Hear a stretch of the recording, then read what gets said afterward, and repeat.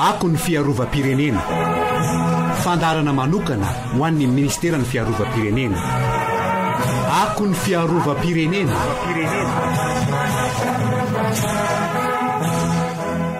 Faly tafaraka amintsika indray amin'ny fandarana ako ny fiarovam-pirenena ity, izay arantsika isaka ny alahady amin'ny efitra orataka izao.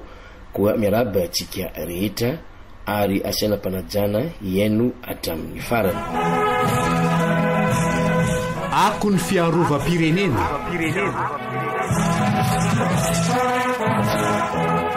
Ny mombamomba ny vondrona vondrovoina na corps de protection civile eo anivon'ny tafika indray no resantsika ao anatin'ny fandarana ako ny fiarovam-pirenena ity anio. Ny lehibe ny vondrona vondrovoina na CPC,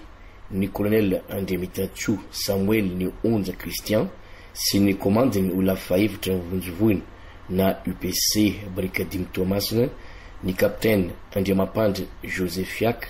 no vaintsika anio. Araka ny tantara dia efa nisy sakelika vondrovoina tao amin'ny regimenta voalohany ny Jeny miaramila tetsy Ampahibé tamin'ny taona 2024.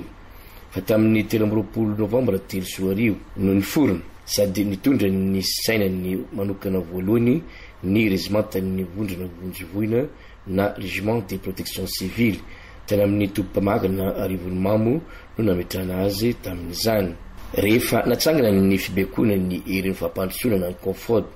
tamin'ny taona 2024 dia napetraka teo ambany fehezany ny hery famokarana indray ny vondrona vondrovoina. Ny taona 2024 izay vao tena nivoaka ny dipanjakana mamaritra ny andraikitra ny vondrovoina izay nafira teo ambanin'ny fitantanan'ny état-major général ny tafika malagasy na MGAM tamin'izany. Nanomboka ny taona 2024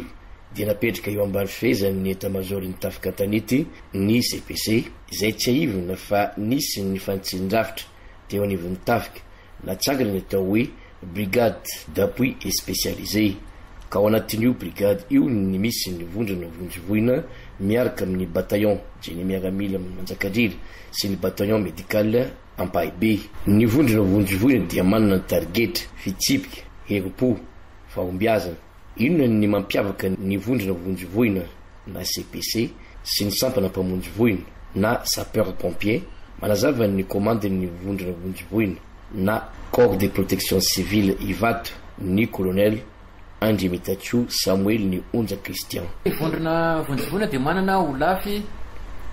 anaky 5 ankehitriny no tena miasa zany. Zay voapetraka nanomboka tamin'ny taona 2024 ka hatramin'izao. Na zanaty zany amin'ny fanitsin-drafitra dia misy olafy anaky 4 ihany koa zay mbola voapetraka amin'ity taona ity sy amin'ny herintaona. Ka amin'ireo olafy misy zany amin'izao fotoana izao dia anakiroa ny Nivato, ny olafy Bakiona dia ny olafy vondrovoina voalohany. Ny any Manakara misy ny olafy faharoa, ny any Fort Dauphin misy ny olafy fahatelo ary ny olafy fahaefatra any Toamasina. Ny olafy fahadimy voapetraka any Antsirabe alohan'ny faran'ny taona. Ny olafy fahaenina dia sy fahafito sy fahavalo dia amin'ny fiandohan'ny taona iny dia efa tokony tafapetraka. Na zanaty zany ary dia efa ametraka ho ny olona afaka hiatrika ny rivo-doza zay hiditra atoato isika amin'ireo olafy vaovao tsangan'ireo ka mety ho sakelika no petraka any, zany hoe eo amin'ny olona 10 ka hatramin'ny 20 eo dia afaka manantena sady zany vahoaka amin'ireo toerana mbola tsisy ny olafy amin'izao ireo fa isy mpamonjy voina hipetraka indrindrindra any Antsirabe, Tuliara, Morondava ary Mahajanga. Mahasamihafa ny mpamonjy voina sy ny voina teo indray. Ny vondrona vondrovoina dia vondrona anakiray zay eo ambany fiahin'ny ministeran'ny fiarovam-pirenena, ny état-major ny ireo tafika ary ny état-major ny tafika tanety. Izany hoe afaka manao ny asa famonjena izy manerana ny nosy rehefa tonga ny réquisition. Ny mahasamihafa anazy amin'ny mpamonjy voina zay nanivon'ny commune dia manampy an'ireo mpamonjy voina ireo raha tonga ny fotoana ilana anazy rehefa tonga ny fotoana hoe tsy maharaka ny asa-pamonjena na hoe mety hoe petraka hoe tsy fahampian'ny fitaovana mpamonjy voina any anivon'ny commune raisiko ny ohatra rito amin'ny Tananarivo renivohitra io zany ny tena hoe toerana mpamonjy voina tena efa hoe tena manany rafitra tena mifeana azy misongadina dia reo afaka tsona amin'ny telefona manokana zany fa ny vondrona vonjy voina dia ny déploiement matetika dia par réquisition na eo amin'ny avy any amin'ny fitondram-panjakana na baiko avy aty amin'ny ministèren'ny fiarovam-pirenena ny mampiavaka kely fotsiny dia ao anatin'ireo olafy vonjy voina ireo misy amsana ihany koa ny famonjena andavanandro zany hoe manao asan'ny mpamonjy voina toy ny any amin'ny commune reny voalaza am'izany ny olafy vonjy voina fahatelo any Faradofay any Taolanaro io olafy io dia tena tonga dia manao andraikitra ny pompier mihitsy satria anatin'ny fiara-miasan'ny tafika malagasy sy ny commune urbaine ny Fort-Dauphin misy convention natao nanomboka tamin'ny 13 zay mamaritra izay fiara-miasa zay ka misana ny andraikitra feno izy amma sapeur pompier sady sapeur sauveteur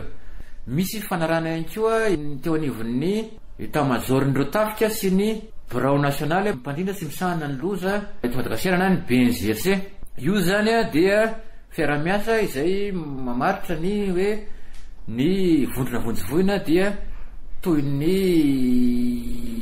bras opérationnel filazana azy raha amin'ny teny frantsay zany hoe rehefa manao misy asa somary ilana olona maro ilain'ny BNGRC dia ny vondrona vonjy voina no atsona amin'izay fotoan'izay mandefa ny miaramilany hatraiza kosa ny andraikitry ny vondrona vonjy voina na CPC inona no tena asa sahanina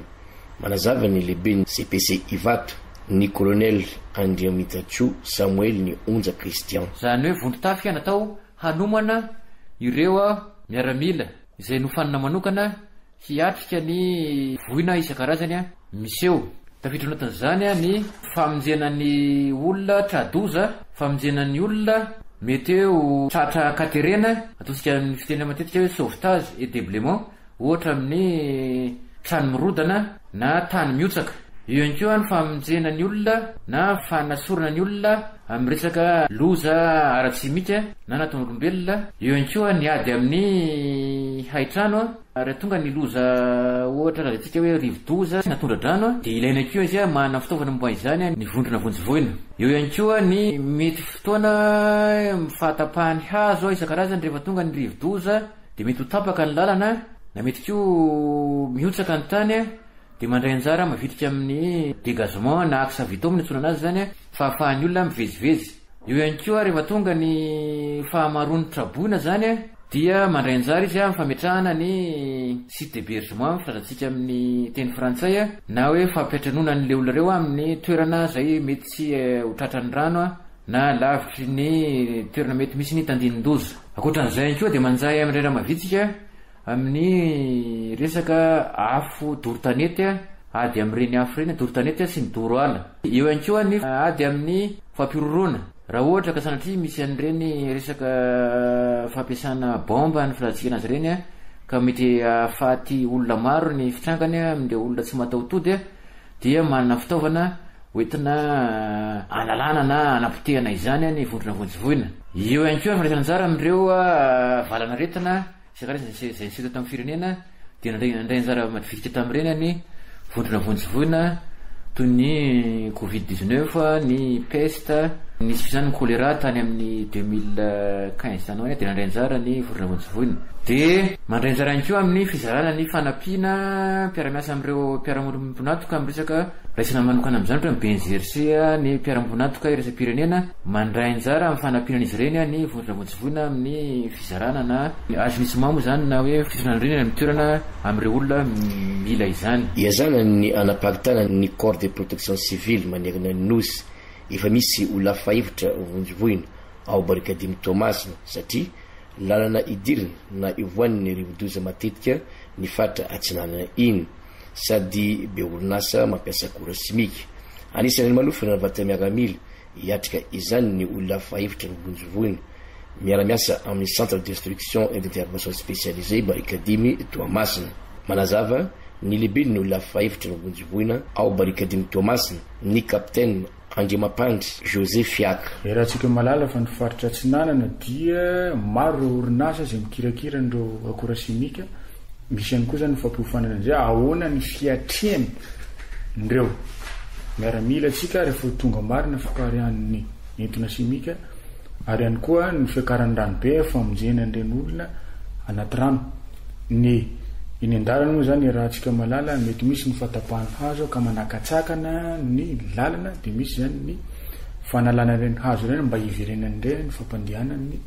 lalana. De maromaro zany zay fifanana zay zany misy ny ataontsika hoe moa zany ny sekorisy mana ireo fietsika manavitraina manoloana ny olona tradozana faratrany. Eo ihany koa ny fiakaran-drano be dia ny fampiafanana ndray miaramila ireny ny fampiasana andreo fitaovana toy ny milina fitrohan-drano zay maromaro moa izy eto Toamasina amizao satria tamin'ny fandolovan'ny rivodozay Batsiray tamin'ity taona ity dia nanome milina fitrohan-drano maromaro zay mipetraka amin'ny tobiny zareo bureau national misanany loza sy ny tamindoza moa zany zany fitaovana zany. Dia mino zany fa mana moramora ary mana faingana ihany koa ny fiatriana zay zany mba miparitaka eny etiany zareo miaramila ireo indritrin'izay zavatra zay zany. Dia ihany koa reo ambana maro lafy teny toa toy ny fipariana entona simika ny fitaovana maromaro ampelantanan'ny olafy dia ampihofanana zany reo miaramila ireo ampahafantarina ihany koa inona ny zavatra tokony ho atao manoloana ny trangan-davatra toy ireny hoe ny rivotra ve mitroka aiza dia aiza ny tokony ametrahana ireo paikady zany mba analefahana zay pariana zay amin'ny vahoaka manodidina zany. Ny tranga farany teo zao tamin'ny taona 2022 teo volana septambra nisy fiara vaventy ireny mitatitra peroxyde d'hydrogène lakotsiny moa amin'ny terme technique tanaty fiara vaventy amin'ny 40 pieds teo zany teo Savalena teo izy io dia ny tompony orinasa moa zany no niantso hoe misy fiparian'le entona zany dia avy hatrany moa zany dia nandray anjara mavitrika tamin'ny fanomezan-dalana moa zany ny farim-piarovana sy ny fandriampalemana les agents de défense et de sécurité mpangalana moa zany no nandefana tamin'izay fotoana zay dia niatrika an'izay teo amin'ny 3 andro metona teo moa zany niatriana an'izay hiraka zay zany dia totosatsaka ny sandavana moa zany vita somatsara ihany koa ny hiraka zay niantsoroan'ny miaramila zany. Raha le fitina produit chimique zay moa tendentsika tsy mena mita zany ny endro zareo any ivelany ny fitaovana zay misy eo amin'ny olafy zany na eo amin'ny fanamina zany na ihany koa amin'ireo fitaovana matériel de détection izy tsika na eo amin'ireny tente de décontamination na indrindrandrindra moa zany amin'ny fitaovana toy ny matériel roulant.